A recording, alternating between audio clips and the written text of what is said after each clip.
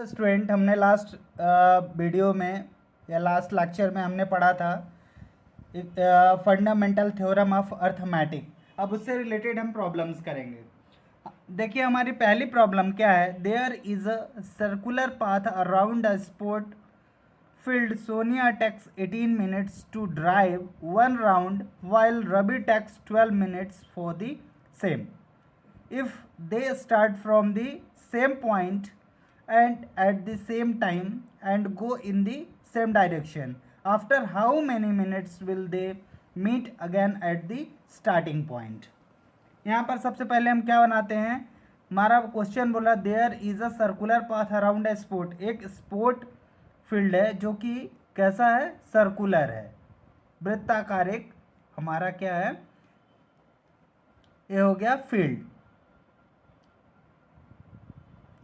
Sport field इसको बोल दिए, स्पोर्ट्स फील्ड। ये अपना स्टार्टिंग पॉइंट है मान लीजिए। तो यहाँ पर हम क्या देखने को मिल रहा है हमको कि क्या है, सोनिया जो है 18 मिनट्स पे एक राउंड वो लगाती है। यहाँ से यहाँ तक जाने में सोनिया को कितना मिनट लगता है। सोनिया को एक राउंड लगाने में, वन राउंड, सोनिया को वन राउंड लगाने में 18 मिनट्स लगते हैं।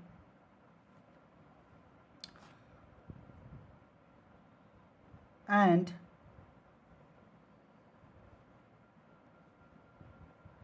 रवि को वन राउंड लगाने में 12 मिनट्स लगते हैं। हमारे क्वेश्चन में बोल रहा है कि सेम पॉइंट से और सेम डायरेक्शन पे और सेम टाइम पे सोनिया भी उसी पॉइंट से दौड़ना चालू करती है, तो उसे पॉइंट, स्टार्टिंग पॉइंट से चल के वापस एंडिंग पॉइंट तक पहुंचने में 18 मिनट्स लगता है। और रवि को वही डायरेक्शन है, वही टाइमिंग है, वही पॉइंट है, वहीं से वो दौड़ता है, तो उसको 12 मिनट्स लगता है। तो क्वेश्चन में पूछ रहा है कि कितने समय बाद दोनों स्टार्टिंग पॉइंट पर मिलेंगे। तो यहाँ से हम देख पाएंगे कि फर्स्ट राउंड 18 मिनट्स लगे, सेकेंड राउंड उसको कवर करने में कितने हो गए, 18 हुआ तो डबल हो जाएगा, 36 मिनट लगे। थर्ड राउंड में उसको कितने लगे, 54 मिनट लगे।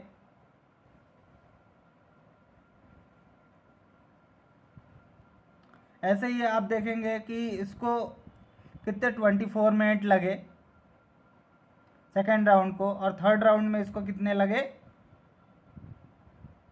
36 मिनट।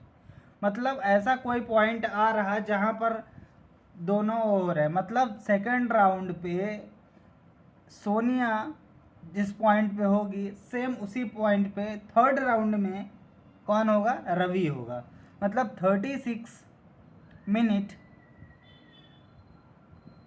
वह टाइम है जिस पे रवि और एंड सोनिया दोनों बोथ आर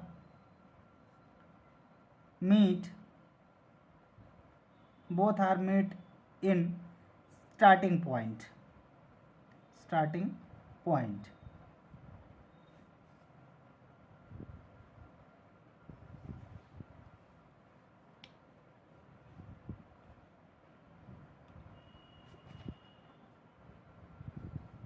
36 मिनट वो पॉइंट है कि जहाँ पर सोनिया और रवि एक दूसरे से मिलेंगे। यहाँ पर हम देख पा रहे हैं जो हमारा कैलकुलेशन हमने निकाला। तो हम सवाल से क्या समझ पा रहे हैं कि दिए हुए क्वेश्चन से एक तो यहाँ से आपने निकाल लिया आंसर कि 36 मिनट हमारा आंसर हो गया। और एक और पॉइंट है जहाँ से हमने थर्ड हमारा फंडामेंटल थ्योरम ऑफ अर्थमेटिक था, उसमें क्या था, एचसीएफ और एलसीएम। तो यहाँ पर आप देख पा रहे हैं कि दिए हुए क्वेश्चन में आपको क्या करना है कि पहला पॉइंट हमारा दिया हुआ है कि 18 मिनट्स सोनिया को लगता है, 12 मिनट्स रवि को लगता है। मतलब इसमें छोटा हमारा जो टर्म दिए हुए हैं तो 12 मिनट मतलब पहले तो मिल नहीं सकते हैं, मिलेंगे तो कब मिलेंगे, बाद में मिलेंगे, मतलब जो दिया हुआ हमारा 2 टर्म है उससे बड़ा हमारा आंसर आएगा। तो सीधा सीधा हम समझेंगे कि हमारा जो क्वेश्चन है उसमें हमको क्या निकालना है, एलसीएम निकालना है, क्योंकि दिए हुए वैल्यूज़ में से हमारा जो आंसर आएगा वो उससे भी बड़ा आएगा। तो मतलब क्या होगा कि एलसीएम हमको निकालना है जिसका कि बड़ा आंसर आएगा। तो एलसीएम हम निकालेंगे दोनों का, किसका किसका, यहाँ पर एलसीएम आप देखेंगे 18 का और 12 का आप एलसीएम निकालेंगे, इसका फैक्टराइज करेंगे तो क्या हो जाएगा आपका 2 इंटू 3 इंटू 3, और इसका क्या हो जाएगा 2 इंटू 2 इंटू 3। तो यहाँ से इसका आप एलसीएम निकालेंगे तो एलसीएम स्क्वायर आप कैसे कर सकते हैं, 2 इंटू 3 की पावर 2, और ये हो जाएगा 2 इंटू 2 की पावर 2 इंटू 3। तो एलसीएम में क्या होता है कि अपने को हाईएस्ट पावर लेनी रहती है। तो यहाँ पर क्या है, 2 की हाईएस्ट पावर क्या है, 2 है, तो 2 की हाईएस्ट पावर अपन कैरी करेंगे इंटू 3, 3 है कॉमन, 3 में भी हाईएस्ट पावर लेनी है तो इसकी भी पावर हो जाएगी 2। तो इसका आप करेंगे तो 2 2 जा 4 मल्टीप्लाई 3 3 जा 9, और इसको आपने सॉल्व किया तो 36 इसमें भी आया। सो यहाँ से हमने एक नॉर्मल लॉजिक के तरीके से हमने सीखा कि 36 मिनट में दोनों कवर करेंगे, और हमने यहाँ पर एलसीएम के फॉर्मेट से निकाला कि कैसे प्राइम फैक्टर करके हमने निकाला। यहाँ पर भी हमारा जो आंसर आया वो क्या आ रहा है, 36 मिनट आ रहा है। तो इस तरीके से हमने सीखा कि कैसे हम कोई भी क्वेश्चन दिया हुआ है तो उसमें से कैसे हम कैलकुलेशन करते हैं कि वो एलसीएम का सवाल है या एचसीएफ का सवाल है। Thank you. तो स्टूडेंट्स हम एक और सवाल लेते हैं फंडामेंटल थ्योरम ऑफ अर्थमेटिक का। क्वेश्चन क्या बोल रहा है, चेक वेदर 6 की power n can and with digit 0 for any natural number. हमारा एक कोई नंबर दिया हुआ है 6 की पावर n। क्वेश्चन में बोल रहा है कि एक कोई नंबर है 6 की पावर n, तो इस पे ये चेक करिए कि इसका जो आखिरी डिजिट 0 आखिरी डिजिट एंड होगा, मतलब यह सवाल कहा जाए कि जो हम नंबर लिखेंगे उसका जो एंडिंग पॉइंट है या आखिरी डिजिट है वो 0 से एंड होगा यहाँ पर, या ऐसा हो कि साथ में कि जो n है वो कोई भी नेचुरल नंबर हो सकता है कि आप 1 से लेके n तक कुछ भी रख सकते हो वहाँ पर, ऐसा है। पर हम आपको बता दें कि डिजिट 0 कब होगा किसी भी नंबर का, उसको कैसे हम लिख सकते हैं कि वो 10 हो, 20 हो, 100 हो, 50 हो, 1000 हो, ऐसे नंबर ही आखिरी डिजिट से 0 हो सकते हैं। तो इसका हम प्राइम फैक्टर करते हैं।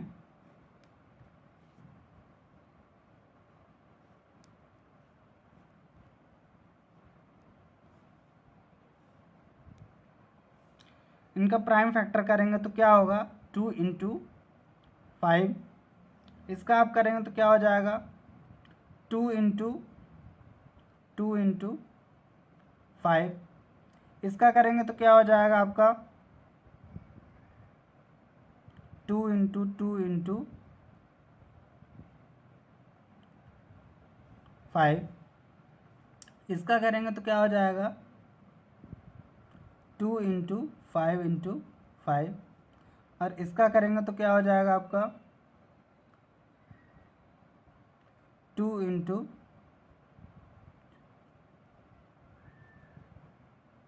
2 इंटू 2 इंटू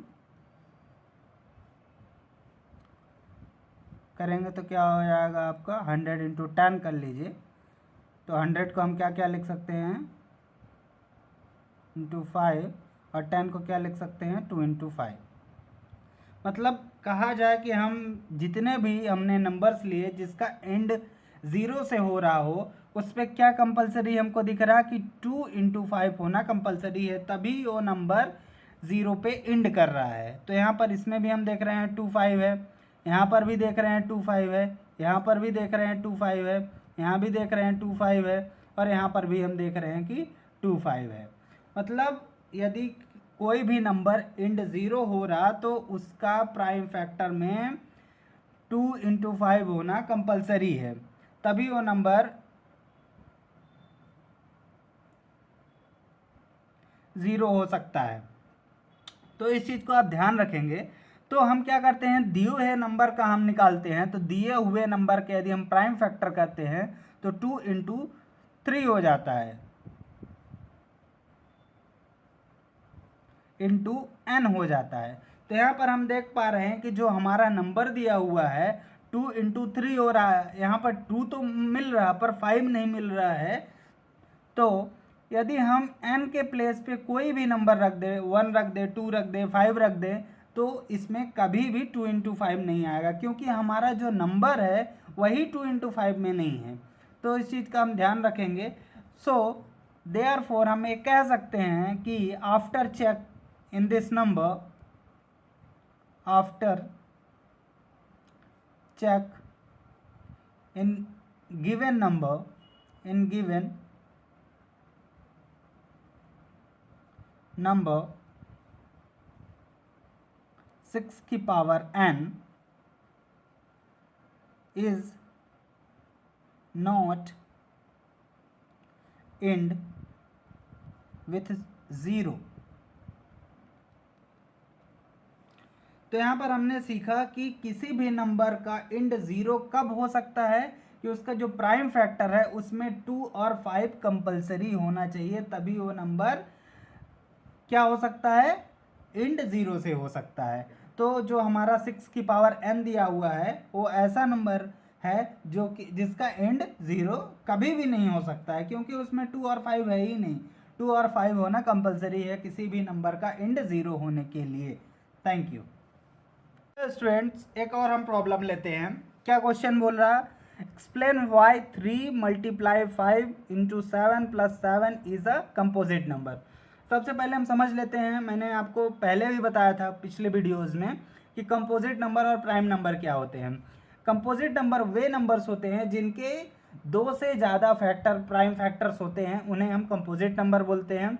और जिनका फैक्टर केवल 2 फैक्टर होते हैं, 1 और इटसेल्फ, मतलब जो 1 से और खुद से डिवाइड होता है, वैसे नंबर्स को हम प्राइम नंबर बोलते हैं। तो यहाँ पर आप देखेंगे, सवाल लेते हैं हम 3 × 5 × 7 + 7। इसमें हम क्या कर सकते हैं, 7 को हम कॉमन ले लिए हमने, 3 × 5 + 1, 1 को 7 से 7 करेंगे तो 7 आ जाएगा।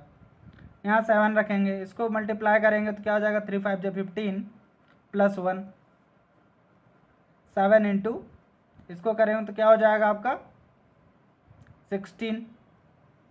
अब इसको क्या करिए, 7 × 2 × 2 × 2 × 2, ये हमने किया। तो यहाँ पर हम क्या देख पा रहे हैं कि 2 की पावर 4 × 7, यहाँ पर हम देख पा रहे हैं कि हमारे 2 से ज़्यादा प्राइम फैक्टर यहाँ पर मौजूद है। 2 से ज़्यादा यदि प्राइम फैक्टर मौजूद होते हैं तो वो नंबर कैसा कहलाता था, अभी मैंने सवाल करने से पहले बताया कि वो नंबर क्या होता है, कंपोजिट नंबर होता है। वही हमें प्रूव करना था। So that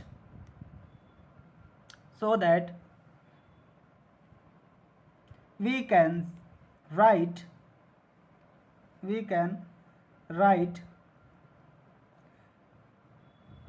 given number, given expression 3 ×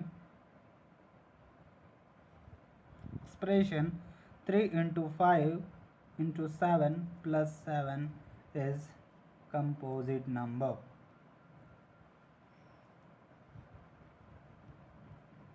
Thank you.